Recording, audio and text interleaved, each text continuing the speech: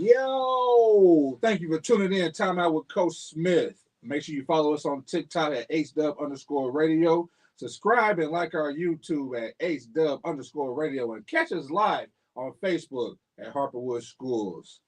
Today we got I can't say special guest again, I guess, but you are special to me, my man.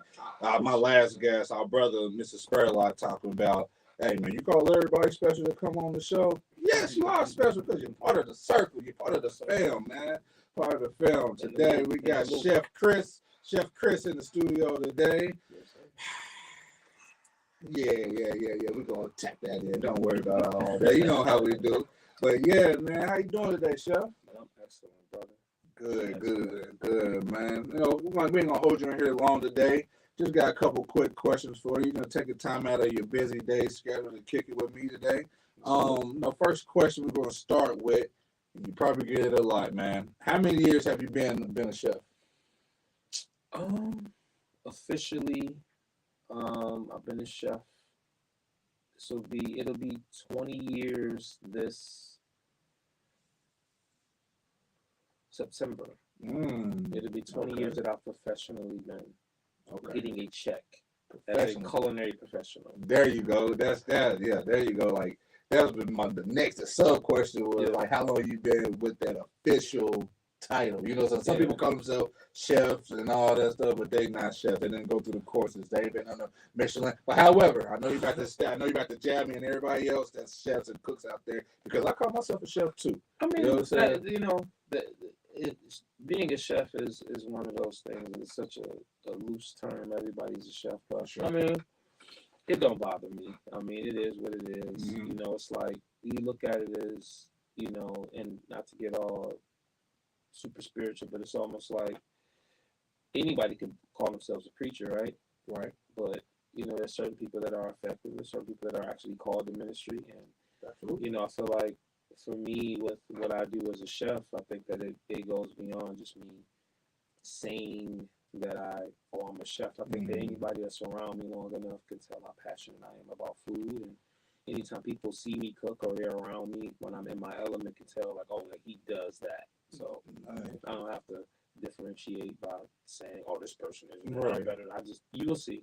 Right. And like I said, plus you don't come off as, you know, like as you know too, those type of chefs, and as I know, as type of coaches that come out with the arrogance of you know what I'm saying, you can't get nowhere with that, you know, being that arrogant, you know, you feeding people, you know what I'm saying, you serving people, you know, so. That's not the cloth I come from, though. Like my mentor, Chef Sean Loving, is an extremely humble guy, and I think that coming under his umbrella and being cut from the same fabric, I just don't feel like arrogance is necessary, only because the way that I'm wired is I have so far to go to get where I'd like to be in terms of, and I don't even know if where I'd like to be is attainable, but it's almost like, you know, there's certain chefs like, you know, my mentor, and, you know, I've ingrained the same kind of philosophy where basically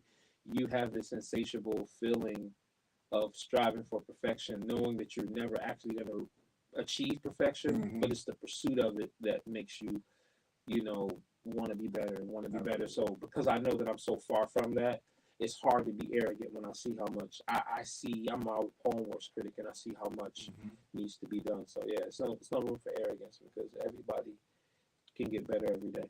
Absolutely, and I guess that's a good segue into our my next question is, like, where did you find that passion? You know what I'm saying, to for the food.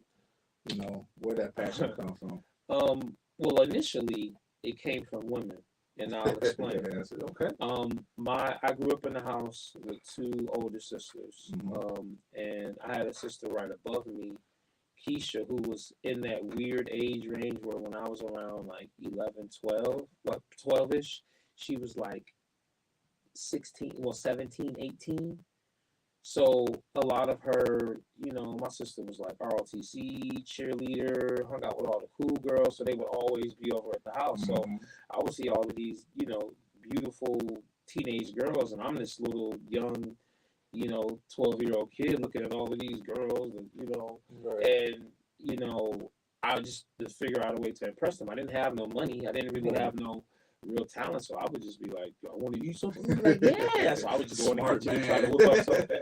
And when I realized how it affected them, you know, it just kind of sent me on a path of learning how to do it better and better. And I think ultimately realizing that food itself really makes people feel good. Right. And I like the fact that I was able to do that. I just kind of continued to roll with it. Nice. And with that passion, what are some of the restaurants that you was able to touch, you know, with that passion and that background, you know, within the city and, you know, around the world? Because from, you know, this year that me myself knowing you, you know, saying it's a place that you've been and the restaurants you've been a part of, I'm pretty sure the family of Harper Woods and, you know, and the surrounding areas would love to know, you know. Yeah, I've traveled, you know, quite a few places and cooked from, you know, Toronto and London and Montreal and obviously places in the States, Chicago, New York, LA. But restaurants that I've opened or been a part of developing the menu or, excuse me, helping turn around restaurants that were struggling. In no particular order, I'm just kind of rambling off the ones that I can remember.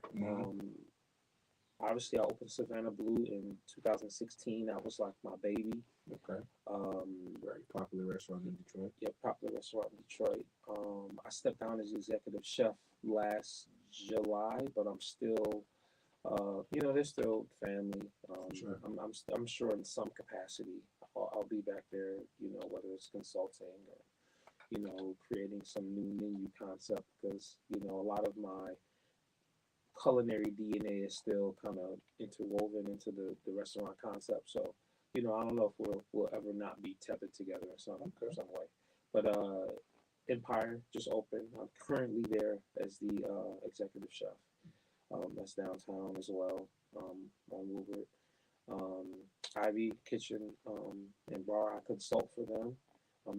They're in the circle as well. I consult for them. As well as District 78. It's just open. They're in the hub as well. I consult for them as well. And just, you know, many other restaurants I've consulted for. You know, because for me, I don't believe that there's any one recipe that's going to define a chef or anything like that. So I'm very free with any information that I have and any recipes that I have to share with people. So I get a lot of consulting gigs because I'm extremely. I want everyone to win. There's room for everybody. Absolutely. So I don't feel like, well, I'm not going to help your restaurant be successful because my restaurant. But no, I think there's room for everybody. So yeah, nice. Kind of all over the city. I see, man. I see. You know, with that passion, the love for food. You know, food is definitely. You know, I heard you say it before. You know, cooking is your love language. You know what I'm saying? And that's dope. That's dope. And that's hearing that background story. You know, makes me appreciate your craft and your art a whole lot more, man. You know, saying we got a couple more questions and we're gonna get up out of here, wrap up the show. You know, next question is, you know, how is diet important in sports and as well as in esports? You know, traditional sports to professional gaming, amateur gaming, and stuff like that. How is diet, you know, important to us athletes? I think that you know, part of my story is that for the last probably 15 years of the 20 years that I've been doing this, I've been specifically tapped into the personal chef arena with athletes.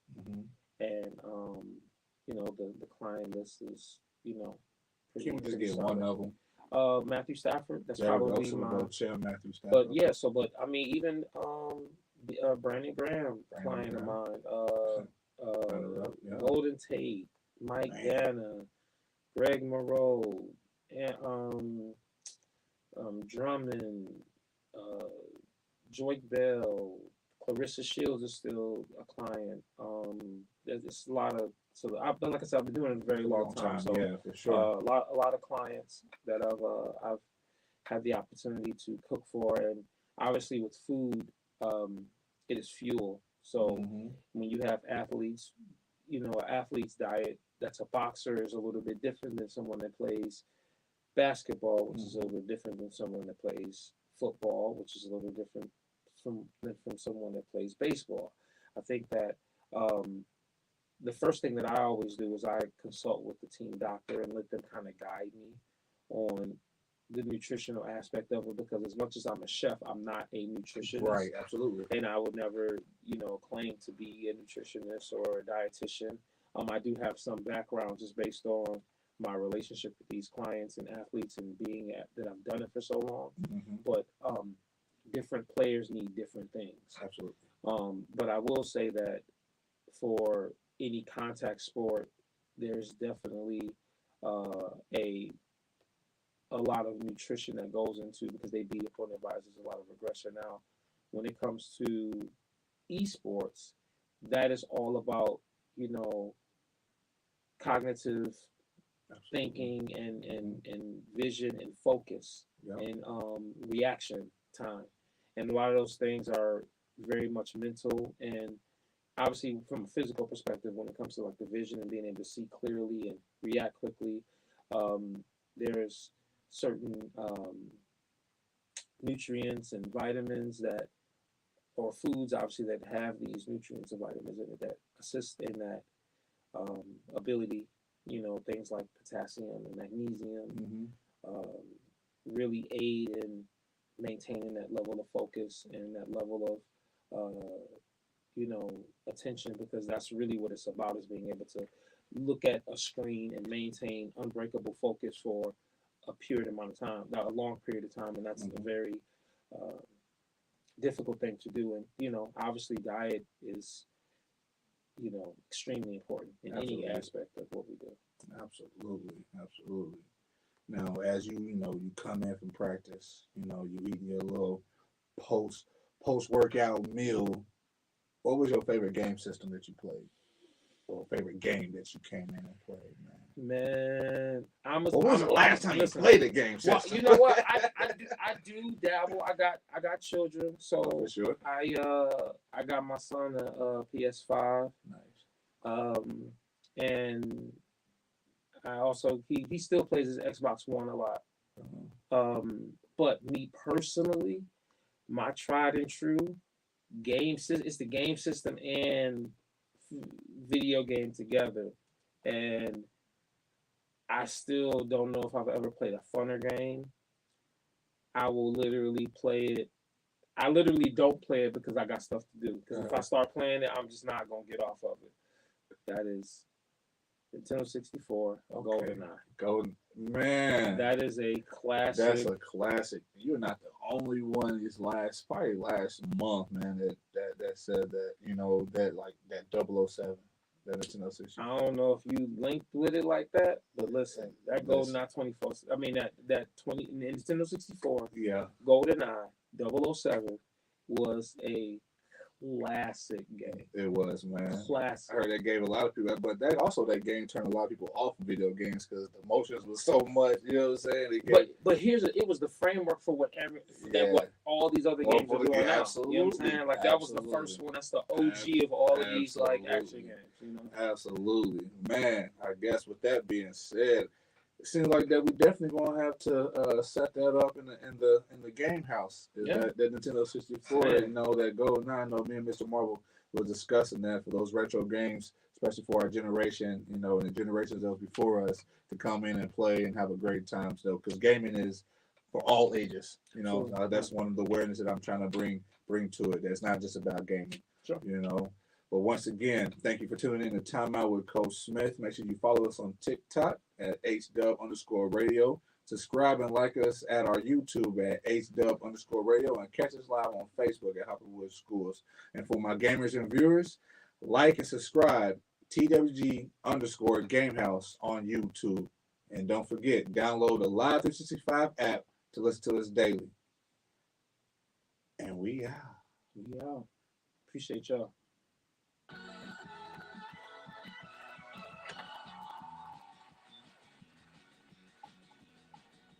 Look at the time for our sponsor, Miss News Sports Network, National News Sports Group, HDUB Power 105.com.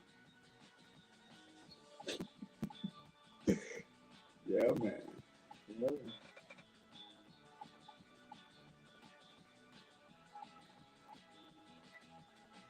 It's harmless. Very harmless. Let's see if we got that.